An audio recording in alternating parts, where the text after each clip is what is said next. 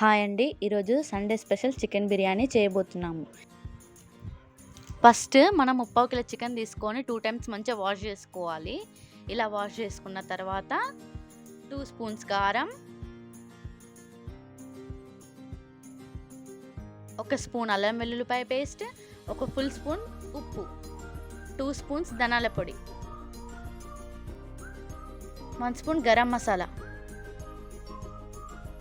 1 teaspoon పసుపు, పెరుగు కొంచెం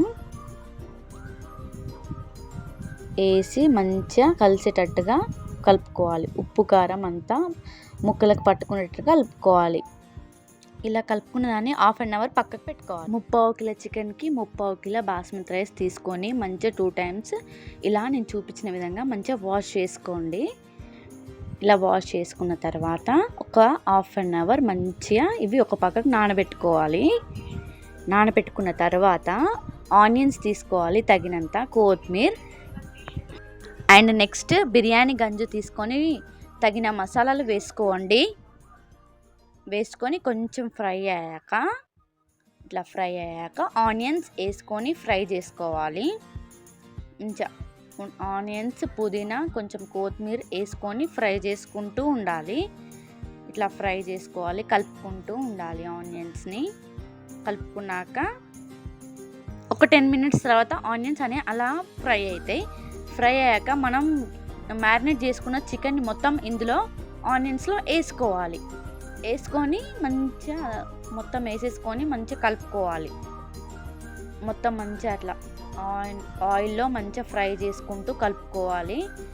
కలుపుకుంటూ అదంతా ఆయిల్, ఆనియన్స్ అనేది చికెన్కి మొత్తం పట్టేటట్టుగా మంచిగా అట్లా కలుపుకొని ఒక 10 మినిట్స్ మూత పెట్టు. ఇది కొద్దిసేపు పక్కన పెట్టుకున్నాక నెక్స్ట్ గిన్నెలో కొన్ని వాటర్ వేసుకొని కొంచెం ఆయిల్ వేసుకోవాలి. అలా ఆయిల్ వేసుకొని కొంచెం మసాలాస్ వేసుకోవాలి. వేసుకున్న తర్వాత కొంచెం సాల్ట్ వేసుకోవాలి. ఇవి పక్కన పెట్టేసి మళ్ళీ కర్రీకి వచ్చి ఈ కర్రీ అనేది ఫ్రై చేసుకుంటూ ఉండాలి. కొన్ని వాటర్ వేయాలి, తర్వాత ఫ్రై చేసి మళ్ళీ క్యాప్ పెట్టుకోవాలి. 10 మినిట్స్ తర్వాత ఇలా ఫ్రై అయిపోయాయి. కొత్తిమీర వేసి పుదీనా, కొత్తిమీర 2 వేసేసుకొని క్యాప్ పెట్టేసి మంచిగా ఈ పుదీనా ఫ్లేవర్, కొత్తిమీర ఫ్లేవర్ మంచిగా పట్టేటట్టుగా క్యాప్ పెట్టేసి గ్యాస్ ఆఫ్ చేసుకోవాలి. నెక్స్ట్ ఇది మరుగుతుంది. మనం ఫస్ట్ పెట్టిన ప్రాసెస్లో ఇవన్నీ మరుగుతున్నాయి కాబట్టి మనం రైస్ వేసేసుకోవాలి. బాస్మతి రైస్ 1/2 అవర్ నానబెట్టుకున్న బాస్మతి రైస్ ఇందులో వేసేసుకొని అవి మొత్తం మెల్లమెల్లగా ఇందులో వేసేసుకోవాలి. సిమ్లో పెట్టి వేసేసుకొని మంచిగా కలుపుకుంటూ ఉండాలి. ఒక 10 మినిట్స్ క్యాప్ పెట్టుకొని పక్కకు పెట్టుకోవాలి. 10 మినిట్స్ తర్వాత ఇలా బాయిల్ అవుతూ ఉంటాయి రైస్ చూస్తే మనకు ఇట్లా చూస్తే తెలిసిపోద్ది కుక్ అయినాయా లేవా అనేసి. ఇలా కొన్ని ఈ చికెన్లో మనం స్ప్రెడ్ చేసుకుంటూ కలుపుకుంటూ వేసుకోవాలి. 70% కుక్ అయినాయి. ఫస్ట్ మనకు 70% కుక్ అయినాక కొంచెం వేసేసుకోవాలి. ఇది హై ఫ్లేమ్లో ఉంచాలి. ఈ రైస్ అనేది గ్యాస్ ఆఫ్ చేయొద్దు. ఇలా వేసేసుకుంటూ కలుపుకుంటూ ఉండాలి. ఈ 70% అయిపోయాక మొత్తం ఇప్పుడు మంచిగా బాయిల్ అయినాయి.